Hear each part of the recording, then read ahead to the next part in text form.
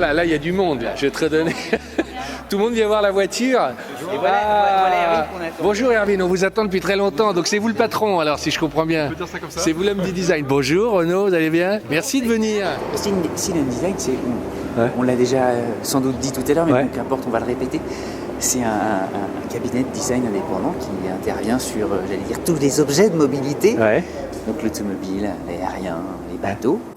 Et leur savoir-faire, c'est surtout en matière de qualité perçue et de finition.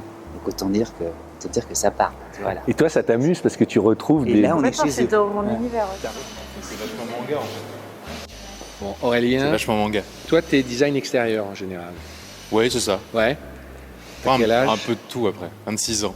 26 ans. Bagnolard ou pas bagnolard? Je suis bagnolard, ouais. Alors, Pas mécano du tout, mais bagnolard. comment tu réagis quand tu vois ça? Et on tourne autour. Ce qui est assez impressionnant en fait, c'est que c'est complètement hors code par rapport à tout ce qu'on a l'habitude de voir, je trouve. Ça me fait même effet que c'est un peu une i8 japonaise. On a eu la même réaction. Ouais.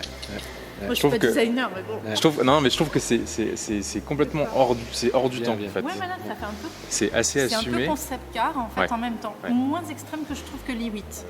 En fait, il y a plein de codes qui appartiennent à des détails qu'on retrouve essentiellement sur des concept cars. Alors, quelles que soient les nationalités, mais Ouais. les poignées à la Aston, c'est des trucs qu'on retrouve de plus en plus sur les voitures de série, mais effectivement, c'est pour quelqu'un qui n'est pas forcément bagnolard ou quoi, c'est se dire, ah, ok, ça en jette quand même. Quoi. Ouais. Et après, c'est la ligne générale, je la trouve assez dingue, parce que effectivement, la voiture est balancée, mais un peu extrême. Quoi. Il y a des lignes de car, il y a des appendices un peu partout, sachant qu'il y a des moteurs à l'avant, il y a des appendices à l'arrière. Enfin, c'est un espèce de manga roulant, quoi. C'est ça qui est top. C'est ça qui est top, absolument. Et c'est super cool. C'est pas trop pour toi. Bah, j'aime bien quand c'est un peu poussé, donc moi ça me dérange pas. Mais je comprends que ce soit super clivant. Comme C'est une voiture de designer, quoi. On sent vraiment que. Ouais. Là, il s'éclate. Là. Le Regarde fait est que feu, là, ouais, viens les voir. feux sont super. Parce que là, il y a une lecture 3D qu'on voit pas quand c'est éteint. Et ce qui est Ouais. super beau parce que ça fait un truc très flush, très lisse, très précieux limite. Et on voit toute la techno qui s'allume, qui vit, quoi. Moi, je suis assez fan de ce genre de J'ai voiture. même pas vu le catadioptre là. il Ouais, est ouais, incroyable. très très bien assumé. Bon, Erwin, c'est vous, Cédric. Je te laisse reprendre le petit micro. petit micro et je vous suis. D'avoir votre avis d'expert. Je te laisse. On est chez toi, d'avoir, tu vois, ton commentaire, tes impressions sur ce que la production japonaise et la production de luxe japonaise fait de mieux. Ben, on ne pouvait pas être mieux qu'avec toi pour que tu puisses nous livrer les impressions. On est vraiment, tu vois, dans le panthéon de la qualité perçue. Chez Style & Design, vous l'avez théorisé et tout ça, c'est vraiment votre savoir-faire. Là, quelle note tu lui donnerais en matière de qualité perçue et si tu peux un peu détailler pour quelles raisons? Alors là, comme ça, à la volée, c'est peut-être difficile de donner une note, parce que la démarche qualité perçue, lorsqu'on fait une cotation, c'est... Ah, t'as un tableau gigantesque. C'est un tableau gigantesque, c'est un travail de 2 jours.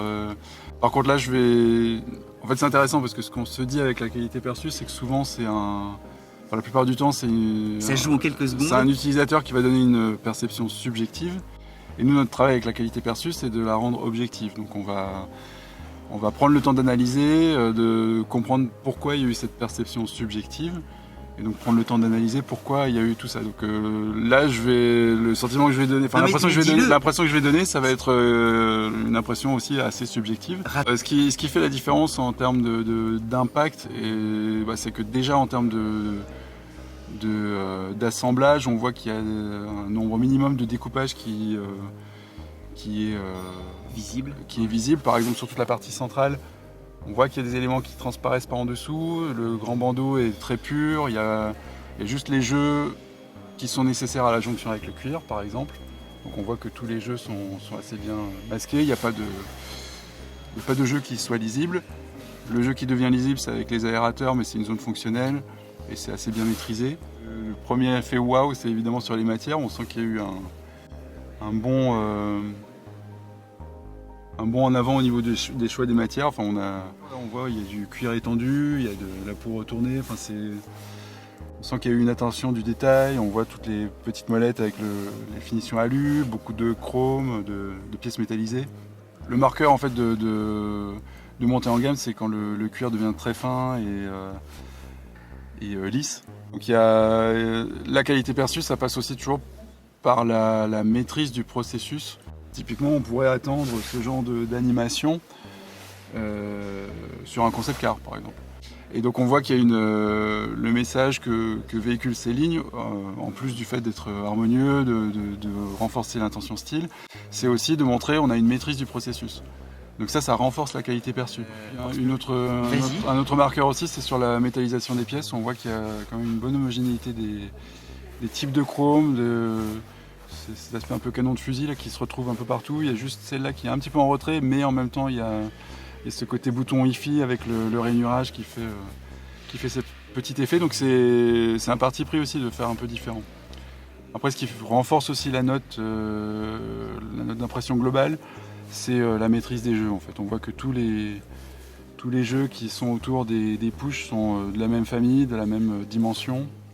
On sent que par rapport à la course, c'est pas mal. Par rapport à la course, il faut expliquer, c'est la course d'un bouton en fait, c'est voilà, le mouvement que va faire le bouton lorsqu'on va valider la fonction. Ils sont tous identiques, tout Voilà. est... Ouais. Là, il y a par exemple sur la touche parking, il y a une course plus importante, mais on sent qu'il y a un bon claque, il y a un bon... Il y a le bon effort qu'on doit Là fournir aussi, là-dessus. là, c'est incroyable. Ça aussi. Ouais. Et après, il y avait aussi, je voulais Vas-y. juste rajouter le côté petit anneau chromé inséré, la façon... on est vraiment dans l'univers de la bagagerie très haut de gamme. Et ça aide beaucoup à valoriser les finitions aussi. Moi, j'ai le sentiment, en la voyant, que ils ont quand même voulu que ça fasse riche, qu'on voit volontairement la richesse, le soin. Est-ce que vous le sentez comme ça? Est-ce que c'est presque un effet qui peut être demandé aux designers? Je pense que on a plutôt l'impression en effet qu'au lieu que ce qui peut arriver dans des développements de projets, au lieu qu'on ait calmé le designer, on lui a demandé de s'exprimer et d'assumer derrière.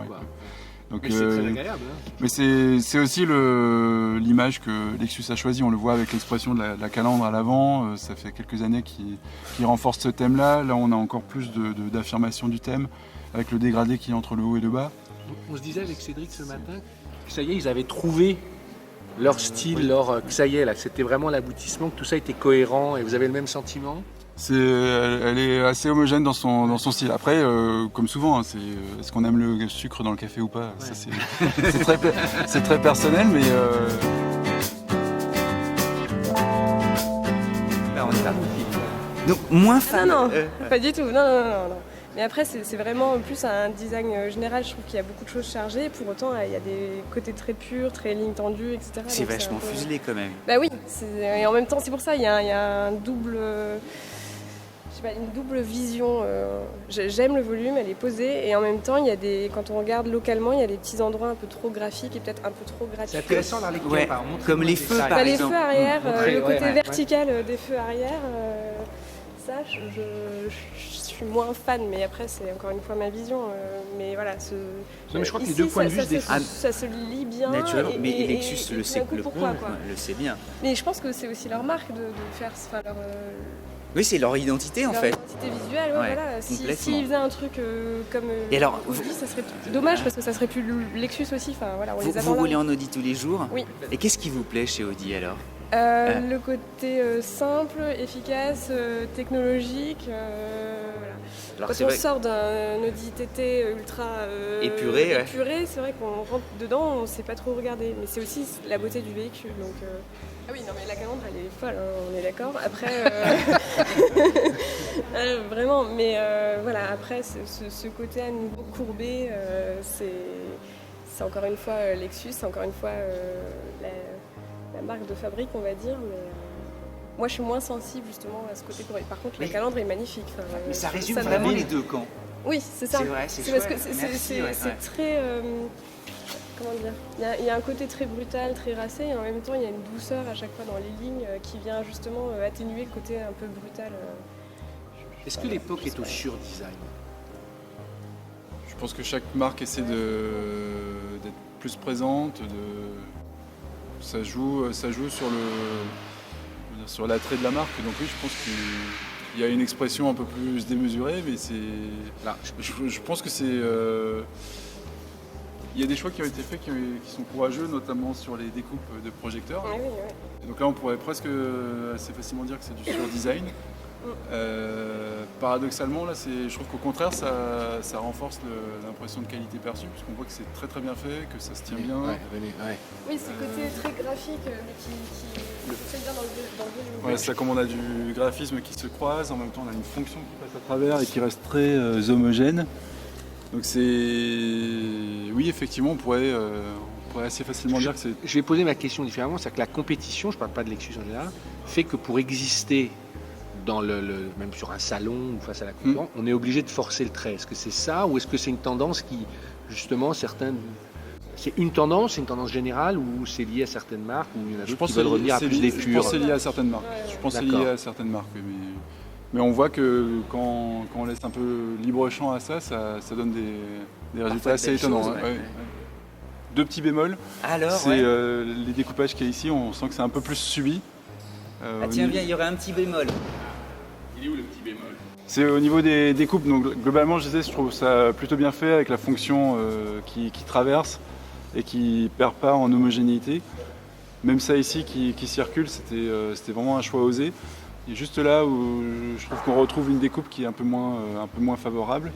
Je disais, il y a peut-être un bémol, c'est que la position des roues pourrait être un peu plus affleurante. Je trouve qu'elles sont limite un peu rentrées. Et on voit, voilà, mais bon, ça c'est vraiment.